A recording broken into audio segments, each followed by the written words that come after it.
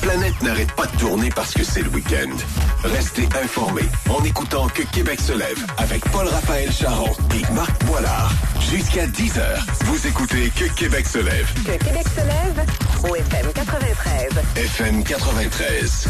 Ça me parle. Si vous écoutez l'émission sur une base régulière, vous savez que, bon, on est quand même, Marc et moi, on est assez pragmatique, là, même si on aime beaucoup de déconner. En tout cas, moi, j'essaie de chercher le rationnel dans un peu tout, mais du haut de toutes mes contradictions, je fais aussi partie des gens qui sont pas capables de fonctionner l'automne sans prendre de la vitamine D.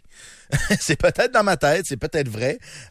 Puis là, j'entends évidemment les pragmatiques me lancer des roches, me dire, come on, les vitamines D. C'est pas ça qui te donne la bonne humeur, là. Mais moi, je reste convaincu que je suis frappé année après année de la dépression saisonnière, automne après automne.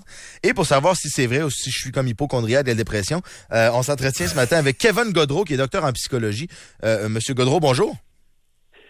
Bonjour, Monsieur Charon-Boilard. Salut. Alors, Salut. dites-nous, Monsieur Gaudreau, faut-tu que je l'appelle docteur Gaudreau? Vous êtes docteur en psychologie? Doc Gaudreau? Comme vous voulez. Parfait. Alors, ça va être Doc Gaudreau. Okay. Alors, dites-moi, la dépression saisonnière, bon, c'est de ça dont on parle. C'est une vraie affaire ou c'est une lubie juste parce qu'on est un peu moins de bonne humeur l'automne? Non, c'est une vraie affaire. C'est sûr que ça varie d'une personne à l'autre, le niveau de sévérité, l'importance et tout ça que ça va avoir dans la vie, mais ça touche plusieurs personnes, 2 à 3 % des jeunes dans la population générale. Puis ça représente environ 10, 11, 12 % des dépressions en général, parce que c'est un sous-type de dépression. OK. Mais qui peut affecter à un niveau assez important, comme une dépression majeure autre qu'une dépression saisonnière. Mais, allez-y, vous alliez dire quelque chose? Non, mais c'est parce que je disais, on entend souvent des gens dire, la dépression saisonnière, oui, c'est commencé, il fait froid, il y a moins de soleil, l'automne, c'est plate pour ça, mais il y a quand même une distinction entre une vraie dépression saisonnière et l'espèce de blues de l'automne, finalement, là. En effet. Parce que là, votre système, l'horloge interne est bousculée avec les changements d'heure qui s'en viennent et les changements de saison, moins de soleil, la température change. Donc, c'est normal qu'il peut avoir, le corps doit s'adapter graduellement à ça. Donc, il peut avoir des changements d'humeur passagers, l'humeur change un peu de changement d'énergie. Le sommeil peut être affecté un peu, mais c'est vraiment passager, quelques fois, quelques heures. Un passage beaucoup plus court. Alors que, et ça peut être à beaucoup de gens, là, sans qu'on parle de pathologie ou de troubles de santé mentale ou maladie, là. Mais lorsque c'est présent à un niveau continuel dans le temps, sur plusieurs semaines, que ça amène un dysfonctionnement sur votre vie au point où il y a un déséquilibre majeur avec vos habitudes, et que ça vient altérer soit vos occupations professionnelles, personnelles, familiales, relationnelles. Là, on va commencer à parler possiblement qu'il y a un trouble de l'humeur qui peut être là, mais il y a beaucoup de symptômes qu'on doit observer en même temps aussi, là. Je ne l'ai pas énuméré encore. Là, mais quels sont-ils d'ailleurs, ces symptômes-là? Surtout, on commence avec les besoins de base, là, la nourriture. Donc, la personne peut commencer à manger beaucoup, surtout du sucre, des aliments sucrés. Ah bon? Beaucoup, là. Ouais, moi, je mange beaucoup, mais à l'année. Fait que ça peut pas être ça pour moi. T'es dépressif à l'année, pas trop. Ah non, il y a des gens qui mangent, ça dépend. Il faut vraiment regarder la différence de la personne et qu'est-ce que d'habitude, c'est quoi d'habitude son régime, là, c'est ça. Pour voir s'il y a une fluctuation, un changement. Le sommeil. Donc, souvent, ce type de dépression-là, les gens vont dormir davantage, dormir beaucoup. Et au réveil aussi, ils vont encore avoir besoin de dormir.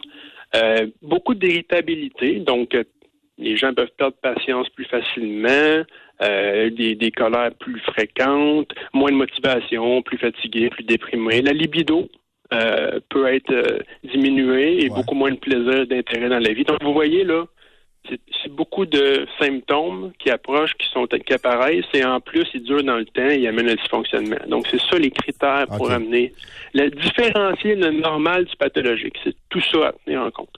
Et la fameuse vitamine D, là, c'est-tu vrai que ça aide ou c'est négligeable? Oui, ça a eu un effet sur l'humeur, la vitamine D. Oui, en effet, c'est vrai. Oui. Vous avez été bien informé. On m'a dit, parce qu'il y a un de mes chums qui étudiait en médecine qui me disait, là, t'es un peu dans ta tête, mais ça change. Tu sais, quand on achète des vitamines D en pelule, y a-tu d'autres solutions pour ça?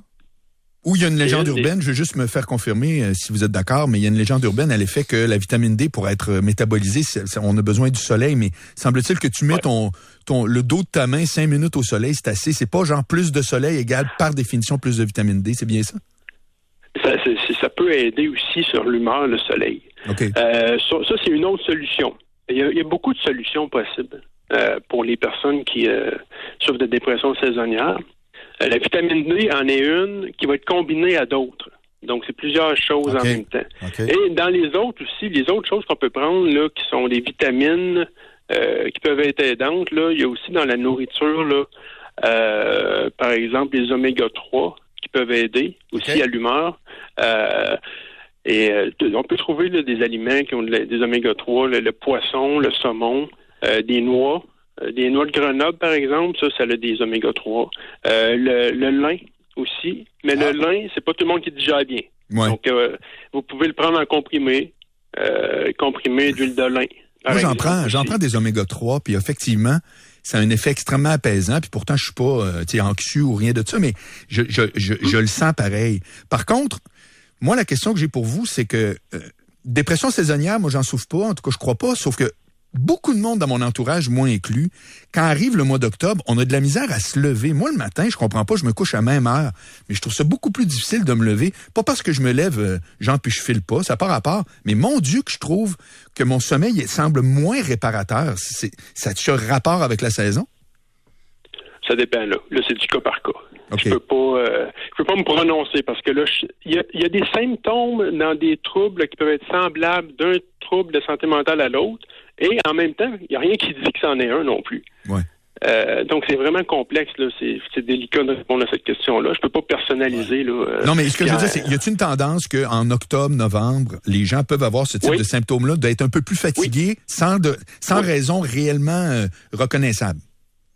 Au Québec, on a une réalité qui est que il y a un changement de saison. L'hiver approche. Là, les journées vont raccourcir. Donc, tu sais, il y a un phénomène naturel qu'on doit vraiment tenir compte, là, qui peut avoir un effet là, sur l'humeur. Là.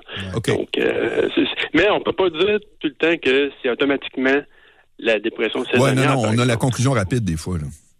Oui, mais ça peut être quand même un effet de ça.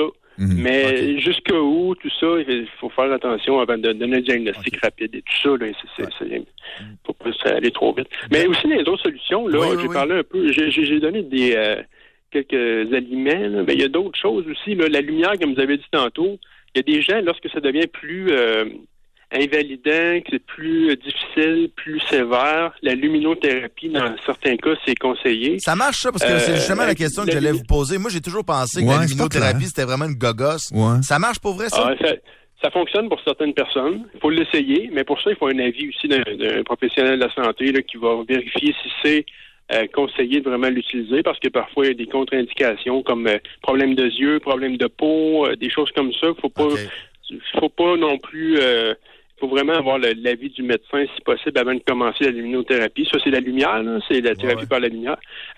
Sinon, vous pouvez y aller naturellement aussi, mais encore une fois, ne pas non plus se surexposer, là, mais il y a des gens, là, il y a beaucoup de gens qui peuvent être vulnérables à la dépression saisonnière à cause qu'ils travaillent dans des lieux qui sont renfermés ou qu'il y a peu de fenêtres et tout ça. Si vous avez l'occasion de travailler, on sait qu'aujourd'hui, on peut s'adapter dans notre environnement avec l'informatique, tout ça. Si vous pouvez vous déplacer un peu, mettre proche de la fenêtre quand il fait soleil, puis que vous avez le choix, faites-le. Tu sais, ça peut aider, là, un petit 15 minutes par journée pour certaines personnes. Ou bien, on regarde les étudiants dans les cafés qui étudient, là, aujourd'hui, on en voit beaucoup, là. Si vous pouvez étudier proche de la fenêtre, ça peut peut-être vous aider aussi. Ça, c'est des petits changements qui peuvent aider pour la lumière. Ça, c'est pour le facteur lumière. Donc, le facteur lumière, le facteur exercice physique aussi, qui est important.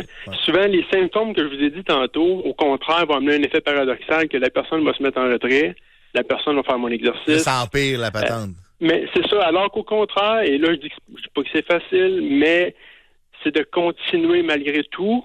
Et là, ça peut être plus difficile pour certaines personnes, bien sûr, là. C'est ça.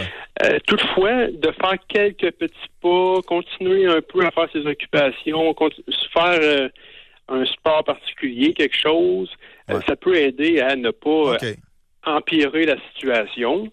et même essayer d'affronter le changement de température ou le froid, si c'est ça que la personne redoute, faire exprès même pour faire quelque chose. J'ai entendu quelqu'un juste récemment qui m'a dit, j'ai le goût de recommencer à patiner. Ah ben c'est ça l'idée. Tant mieux. OK, ben vas-y fort. C'est vrai quand on revient d'une bonne session de pelletage, là, finalement. Ouais. Là, c'est plate sur le coup, mais on est quand même content de l'avoir fait et on se sent bien. Merci, Dr Godreau. Merci beaucoup. OK, bonne journée. Salut bien. Kevin Godreau est docteur en psychologie. C'est vrai que faire du sport, évidemment, quand tu es capable, il n'y a pas tout le monde qui a la même mobilité, là, mais c'est vrai que faire du sport, ça donne quand même une méchante bonne chance. Puis sinon, tu t'allonges sur la chaise longue en février, puis tu te fais dorer. Puis